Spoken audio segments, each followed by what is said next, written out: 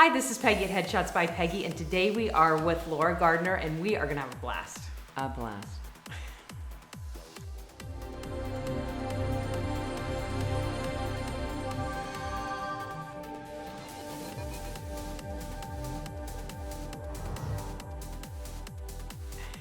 So this is your second time coming on the vlog. It's been a while since you've been on.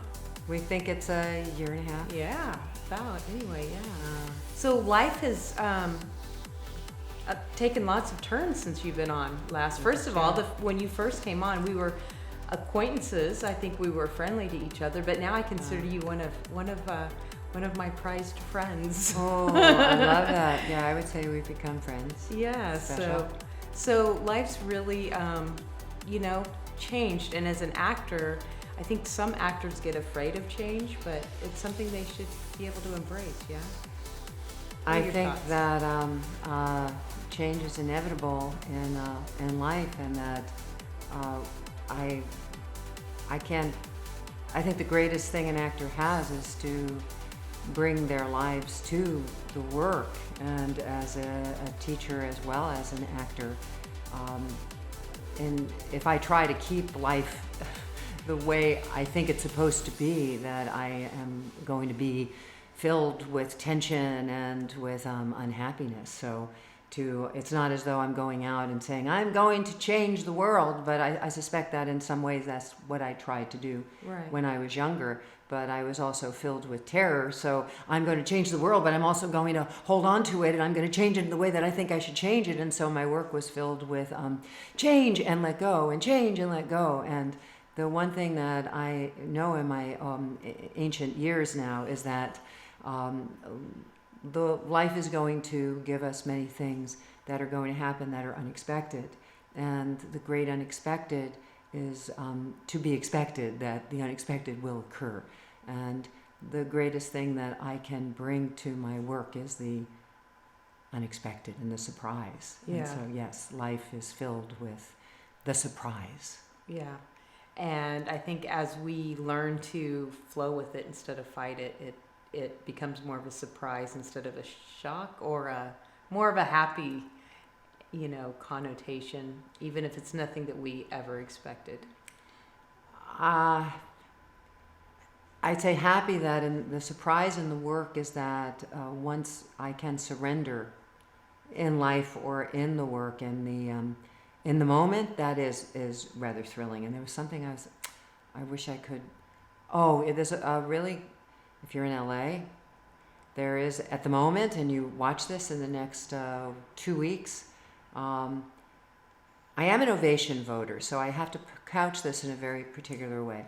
There are many wonderful elements to a show called Waiting for Godot at the Sacred Fools. And it's a play about two actors that are understudies for the play Waiting for Godot.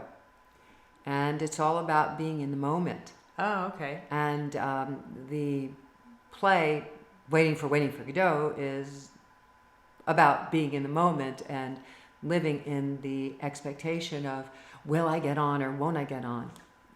The play is terrific. Or shall I say, it has many elements worth consideration, as we would say in the Ovation. Right. The Ovation is very similar to the New York Tonys. Uh-huh. It's peer voting, so it's actors, writers, designers, and so all of us is about, I think it's 300 actors, writers, people who are in the theater community vote. Uh-huh. And then there are the highest votes are the winners every year. And so it's a really wonderful organization, and it's an honor to be part of that voting community. So, but Waiting for Godot is quite an interesting ride. So if you have the opportunity to see it, run. Don't walk, because it is all about being in the moment. And it was a totally unexpected ride. And it is about where I think my life certainly has been in the last year and a half. And frankly, it's where my life has been in these many years, because no matter how much I have thought I have controlled my life, I haven't. And if you're an actor, no matter how much you think you're controlling your life, you're really not. I've been self-employed my whole life, so my schedule has always been flexible. And so I thought I understood, oh yeah, I get it, actors have, flexibility. No, actors have no control. I mean, there's so few things that an actor has control over. That's, I think, something that's important to realize that you have control over not having control over it, and not making yourself crazy over the fact that, you could be on a veil for something for 2 weeks and not book it, or you can, go straight, not even have a callback and get a booking, and not, you don't know from one literally moment to the next. The control I have is that I can be in class. Mm-hmm. I can be working bettering out. yourself, sharpening those skills. I can be in a company. I can be around people who are either supporting my life or supporting what I'm doing, who stay in an environment of care and self-love, and I really appreciate who I am, or I can stay in the dark. Exactly, yeah. So you, not only a film and screen actor, but you're a theatrical act. You do stage theater acting, and you have been teaching for a long time. You're really talented in so many areas. Well, I love. I always said that I started teaching when I really started to control people, which was very young, and my teaching got better when I realized I don't control anybody. I can only share what works for me and what doesn't work for me. And I think that what I've learned about teaching, as I've learned about acting, is that telling the truth is something that is really important, and that when actors are ready to hear the truth, not in a mean way, but in order to learn, one has to be, and to grow, one has to be teachable. Why bother going to a class if you just want to hear you're fabulous? And I certainly still study, and I don't want to be told I'm brilliant. I want to be told what is going to help me see a different possibility. Right. And that's, if I go to an audition, I don't want them to say great, and then for me to walk out of the room and know that they're talking about, boy, that was a shame. She was attractive, but she did it wrong, or she was interesting, but boy, she had a stupid choice.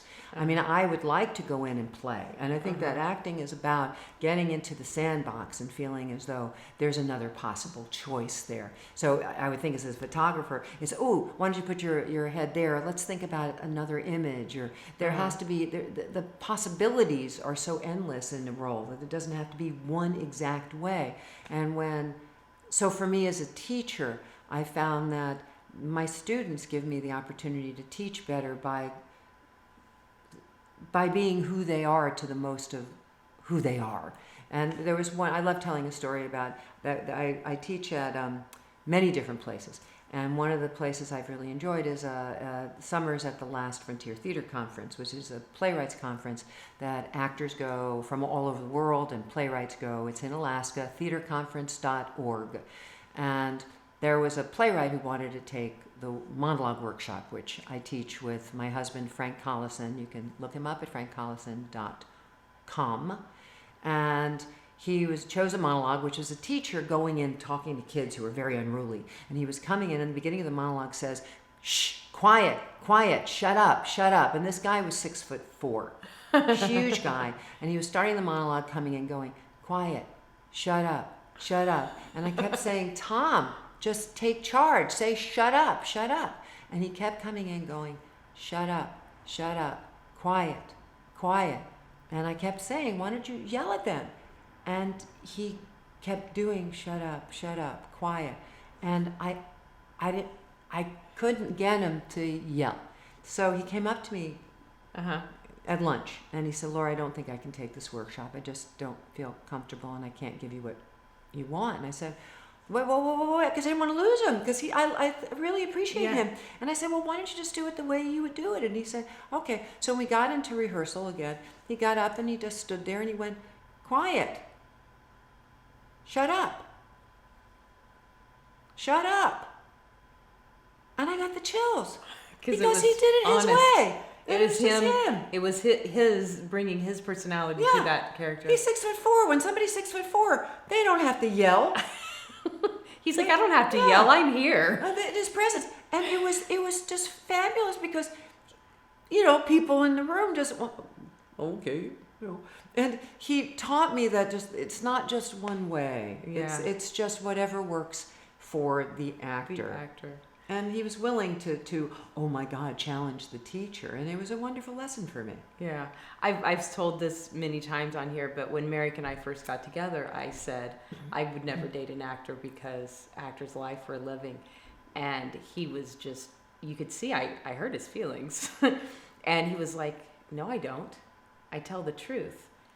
And over the years I've watched, and good actors, that's exactly what they do. A good actor tells the truth. Yeah. They take that script and that brilliant writing and all that character, and they tell the truth how they see it, how they put their self into it. And that's the one thing that, like he's like, I don't yell, so that would be lying to me to come out yelling. I feel uncomfortable, but this is how I handle it. And that's brilliant. Well, I can, because Merrick has been a student of mine, there's also a part of people that there's a fear and a shame about bringing parts of us out that we haven't articulated. Right. And so Merrick is an amazing human being who has begun to give himself permission to really stand up for himself in a way that he's not accustomed to. And out of that, there has been an opening for him of heart and of strength that in his work that has come out of him really standing up for himself. And out of what happens in the class sometimes really opens up what happens in our lives, and what happens in our lives doesn't in the work. So it's both, and it doesn't mean that you have to, go to therapy for 40,000 years, although I, for one, am an enormous proponent for therapy or 12-step programs, and I think that it's a mix of using oneself as well as using imagination. It's a blend of everything. But I do know that the older I get and the more life experience I have, the more I can identify with whatever characters that I play. Yeah. And whatever students I work with, the more I have to offer them and the more possible understanding I have for who they are. But in answer, I worked with Howard Fine on his faculty for 19 years. And last year we decided that it was time for me to move on. He was downsizing, and after those years I also felt that I was working more as an actor, and I felt that it was time for me to spread my wings and to start to teach on my own, which I had been doing for many years in New Mexico, in Washington State, in Alaska, in Florida. And so I have been teaching on my own now, and that's been a wonderful experience because I've always taught Uta Hagen's technique and Laura Gardner's technique, which has really been, I would say in some ways, it's Alice in Wonderland, say what you mean and mean what you say. And Carol Rosenfeld, who is my mentor, who had worked with Hagen for many years and runs the Uta Hagen Institute at HB Studios in New York. So I have been teaching my own classes, and with the passing of my mother about 2 months ago, this has been a year of my really healing and taking my life experience and bringing it to my work as a teacher and as an actor. And at my age, to go, this is the time for me to really see what it is to really work on my own. And as an actor, I've gone from stage to a short film I did at AFI that Peggy and Merrick came to see. Beautiful film. It was so amazing. A musical. It's a musical called Marriage Material. You will be able to see it in January on the Fox Searchlight channel on YouTube, because it is up for Oscar consideration for short action film. It was in the top 10 for the student Oscar consideration. I think it was 5 of the 10 in order. And I play Yenta Feldman, and it was a wonderful experience as a singer. I was a Broadway singer. I guess I still am a Broadway singer. And so that was done about 1.5 years ago as well. And so that's getting seen all over the country, and we got some great reviews on the Facebook. It's been posted on the Facebook in Europe and as well in the States. So I did that, and I'm shooting a proof of concept on a wonderful film on Saturday. And I did some episodic, SEAL Team and Animal Kingdom with Ellen Barkin, and I did a play with the Road Theater called The Spanish Prayer Book that I've worked on for 3 years. And now, while I was in Alaska again, this was our 13th year, I met Eileen Heckert's son, Luke Yankee. And Eileen Heckert won an Oscar for Butterflies Are Free, but she was originally a stage actress who studied with Herbert Berghoff, who was Uta Hagen's husband, and she actually did a play with with Uta, and she was a wonderful actress who I must say there were some qualities that we were very similar, kind of, sort of. And when Luke met me, he said, "Oh my God, I've been wanting to write a play about my mother, about..." His mother did Bus Stop with Marilyn Monroe. And he wrote a number of books and plays, but he had wanted to write a play about his mother's experience doing Bus Stop with Marilyn Monroe, as well as his relationship with his mother as throughout their whole lives. And so he had been waiting to find an actress who he felt could emulate his mother. And when he saw me perform, he went, so he asked me if I would consider, and then he finished writing the play. So we will be performing it at UC Irvine January 11th, and it will be on the Facebook. It will be on my webpage, lauragardner.org. I'm not an org, but what can I tell you? And then we're doing it in New York City, although that's for backers, January 19th, and it's called Marilyn, Mom, and Me. So we started working on that in September, and it was sold out when we did it at the Stella Adler in Hollywood. So it has been an extremely creative time for me, actually, since Howard and I parted ways in April. And that was a change that you didn't expect, but good things came out of it. It's amazing how much has happened. And in terms of my own work, again, as a teacher and as an actress, there's been just a lot of shifting into... I believe once we really let go, anything can happen, and usually does. It does. It does. I believe that too. Yeah. I am one that does not like change. I fight it, and then and then everything in my body just cringes. I don't like it, and then I have to tell myself, wait a minute. The last time something bad happened, it turned out to be amazing. So just relax, Peggy. Take a breath and just ride the wave, and it's always turns out wonderful. I don't have any terrible experience. I've never been homeless. I've never, things always work their way out. This home is so open. And this woman and Merrick, who you I'm sure know. This is an open home. It's a beautiful, spiritual open home. Well, we love having our friends and actor friends here. I mean, when, about a year ago when things changed and we had to move immediately and we kind of stumbled into this, we walked in, the first thing we said is, we can do the vlog, we can do a reading, we can, we can film. I mean, it's just the perfect place for us. Yeah.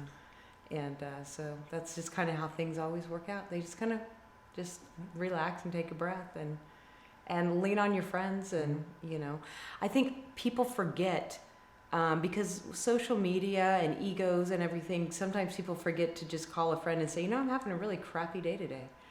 I haven't booked or I haven't gotten an audition and I just feel terrible. And sometimes that's all you need is just to say it out loud so that your friends can encourage you. And you realize, I really do have a lot of things to be grateful for and appreciative for. So. There's no question that this is a really odd time for actors and probably for writers. This just is. And having grown up in New York and having done regional theater and understanding how to do it back then, and having a bunch of people and running into people in New York and going, what are you doing now? And let's do this, and getting together in people's apartments and reading plays. I mean, that's how I did it, and I know that it doesn't feel the same. And people don't go to classes unless it's a casting director workshop or a casting director is running the acting classes. And I think it's really, I can't help but believe that there's a place for that, but I do also believe that there needs to be room for the actor to also consider going back to community, consider going back to this is an art, and perhaps consider going to classes for a while to remember about the creation, getting back with a group of people that it's not all about the business, but to remember it's about playing, about tasting the language, about working with a theater company that is not just about getting seen, but about creating and doing service, going out to do volunteer work.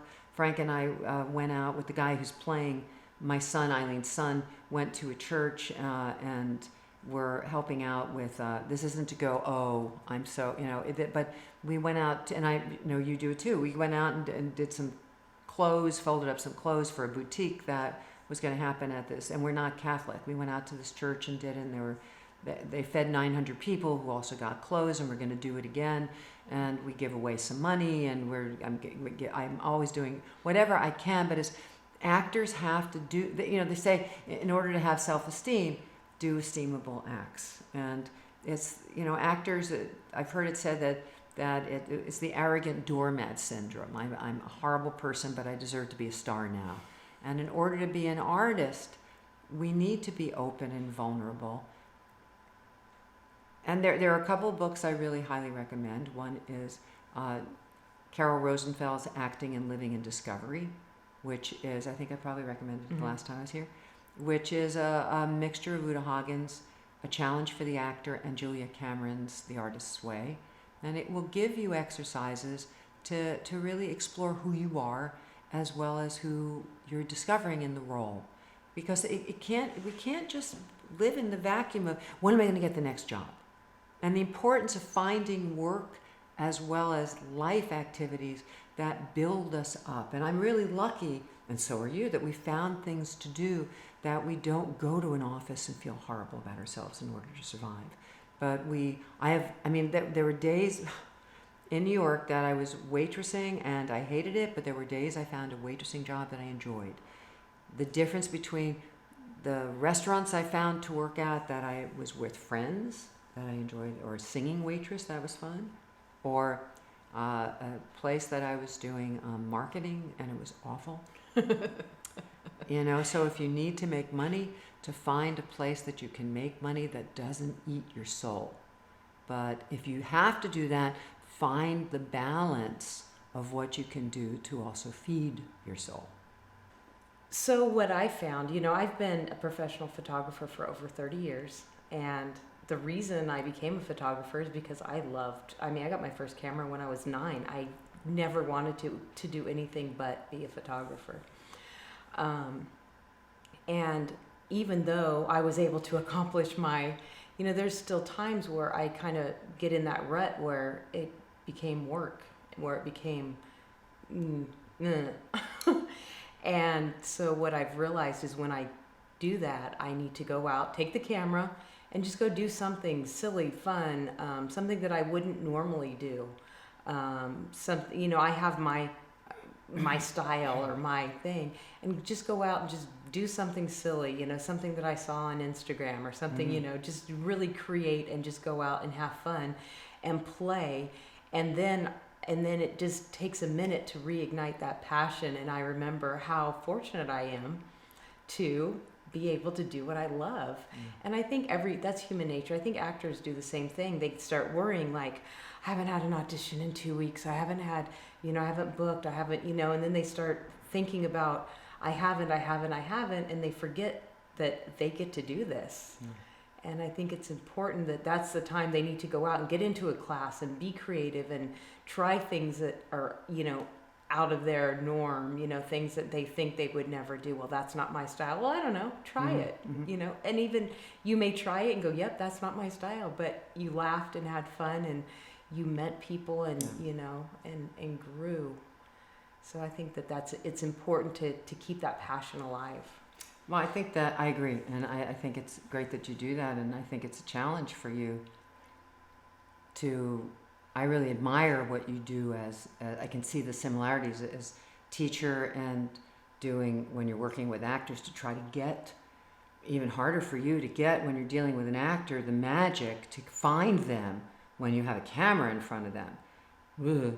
And someone who's because I know that when I shoot with you, it's hard for me to try to be okay when I know it's about being present in that way with that camera. Yeah. And the magic of what's happening now, because it's just you and me connecting, and I'm not worried about. I know that you guys are going to be watching this, but I'm still more connected to Peggy, and that's really the importance of when I'm doing a photo shoot. That it's knowing that I'm still just with Peggy, not just with Peggy, but right. I'm connecting and to you. that's the tough part for actors is because I'm right here in your face, and you're because we can kind of ignore these cameras, but when I'm doing your headshots.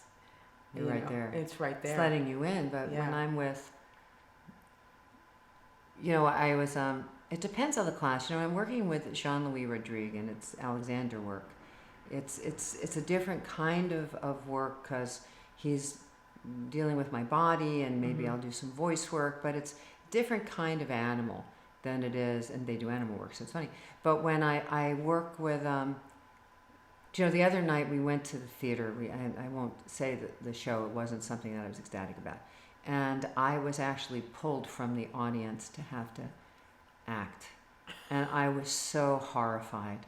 And I really didn't want to. I was like, don't make me do this. And then I thought, I'm going to have to do this because I got picked. And what if there's someone out there? And I actually even had to read something with someone else. And I went, oh, well. And I got into it. It ended up being a lot of fun. But I was so self-conscious because there's so many different parts of me. The part of me that doesn't want to act. I just want to be left alone. And I like being anonymous when I'm not a teacher or not acting. I mean, I love to act when it's the right thing. I love to act.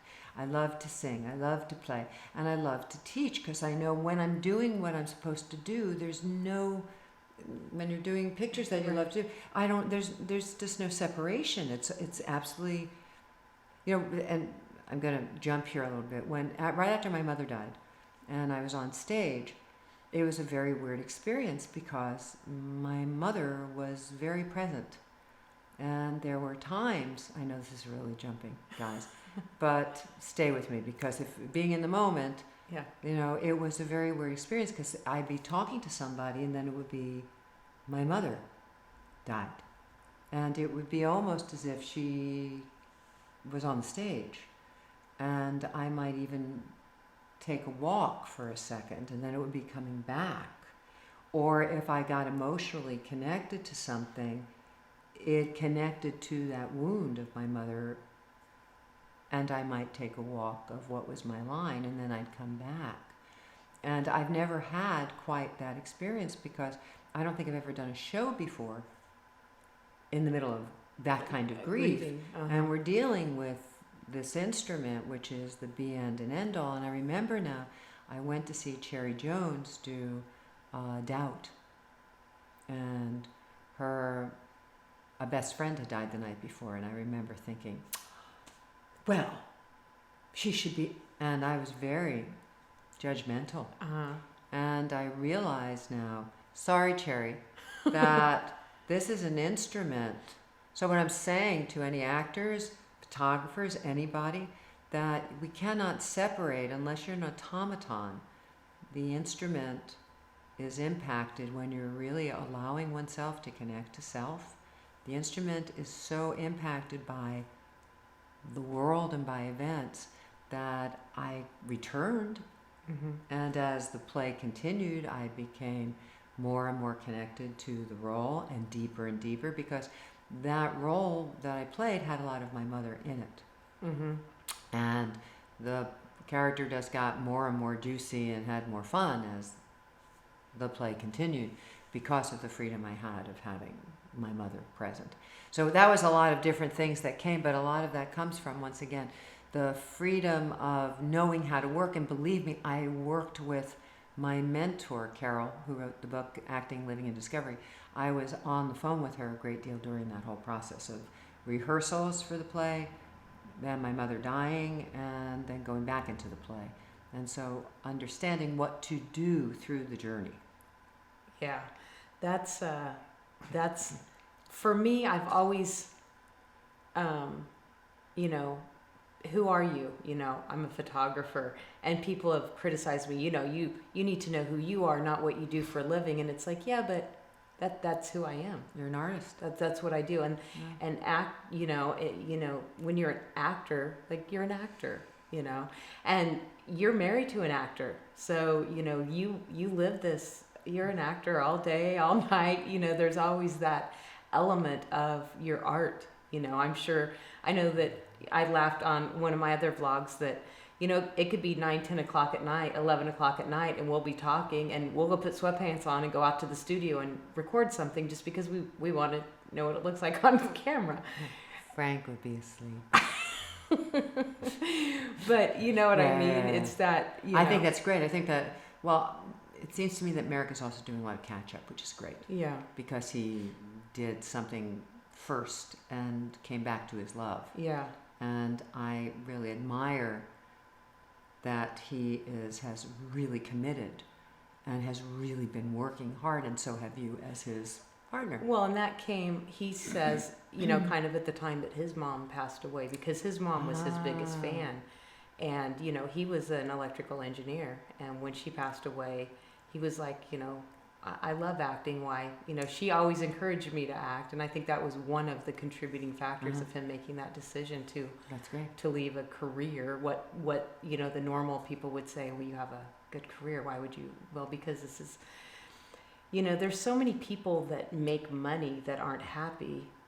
What good is the money if you're miserable in your life or you're not happy? Like, that's me. I'm like, why would you want to go to an, you know, I see people that go to their jobs and do this and hate it. And I guess I'm fortunate because I've never had that, you know.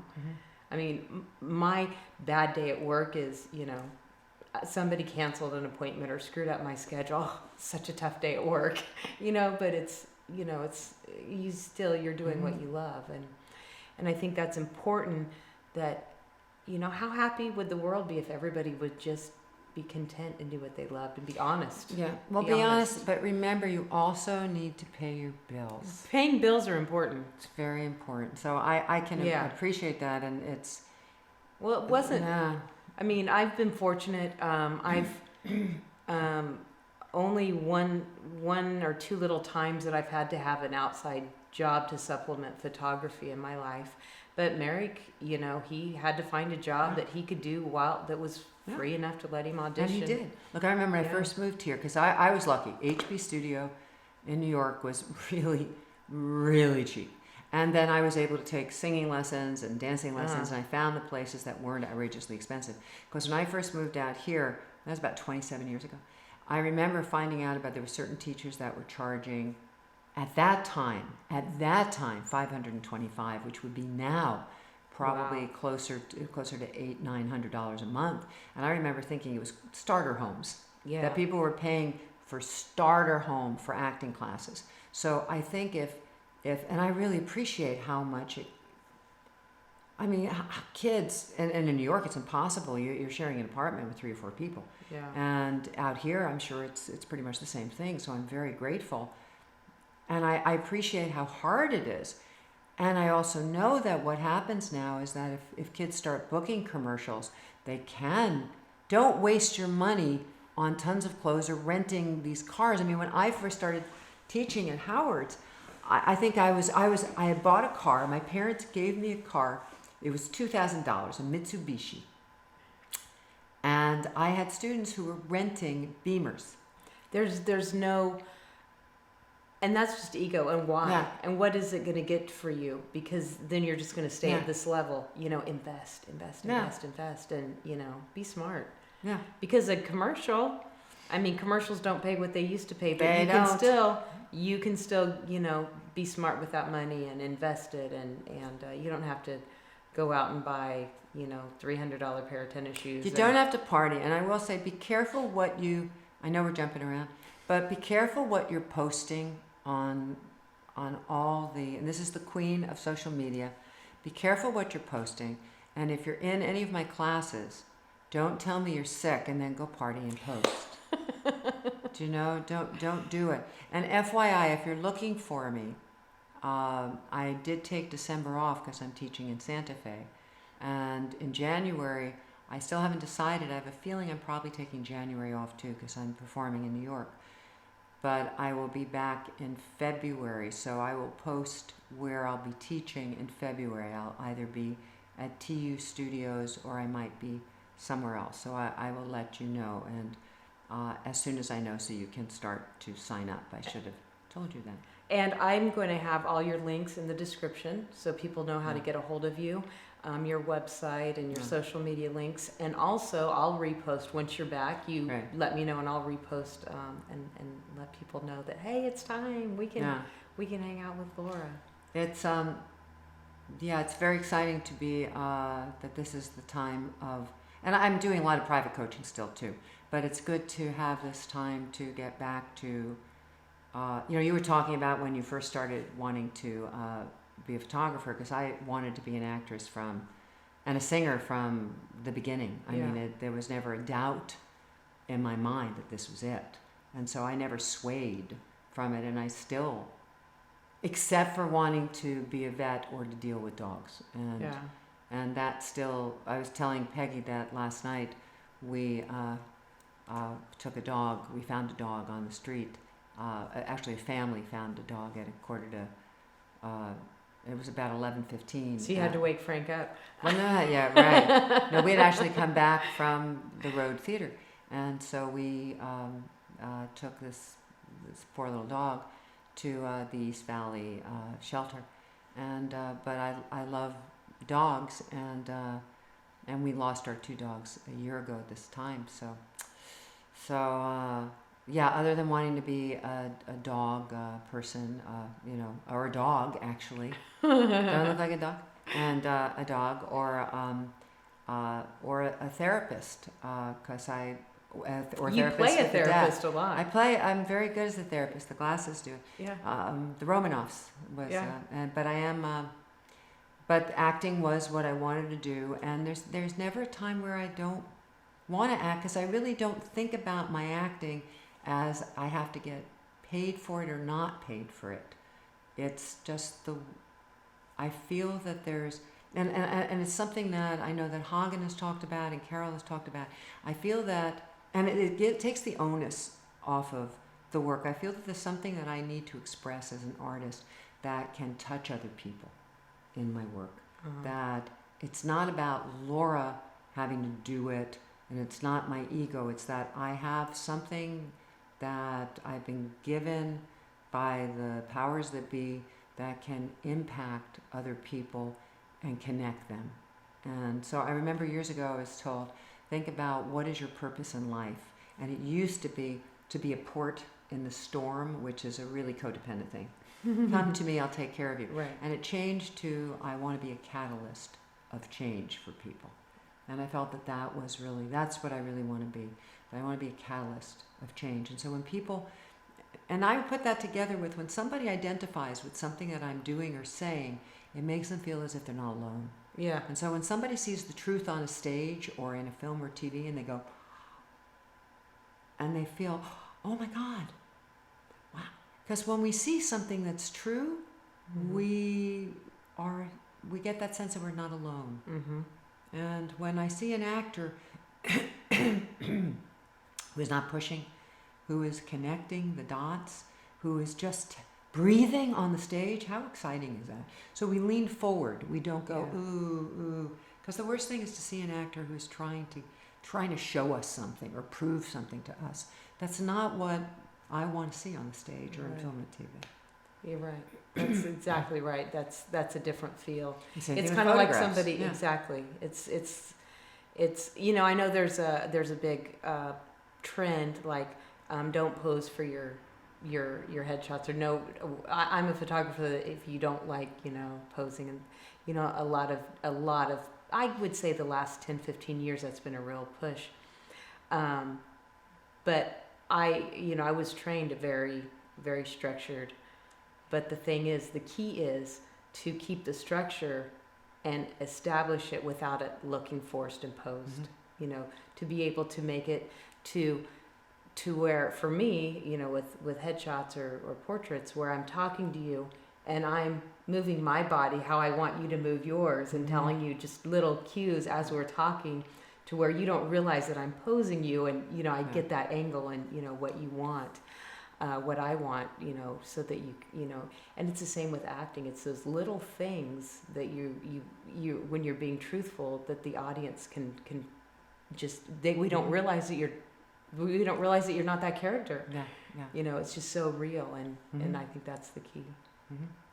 Well, this has been fun. It has. Is there anything else you want to talk about before we close it off? Have a wonderful, if this is going to be before the new year? This will be before the new year, yeah. Have a wonderful new year. This is the end of the the one is going to go into the 2020s. New decade. I know, and again, the chills. Possibility for newness and possibility. Let's make the 2020s about possibility. Anything is possible, for change, for magic, for acceptance, for anything. It's possible. I like that. Yeah. Well, thank you so much. Peggy. Make sure that you follow her on all of her social medias. Make sure you check out her website. And if you're in the LA area or New Mexico or Alaska or December 21st in New Mexico. Yeah. Yeah, track her down, and not in a stalkerish way. No. We don't encourage stalking here. But yeah, definitely. I know that you've helped me.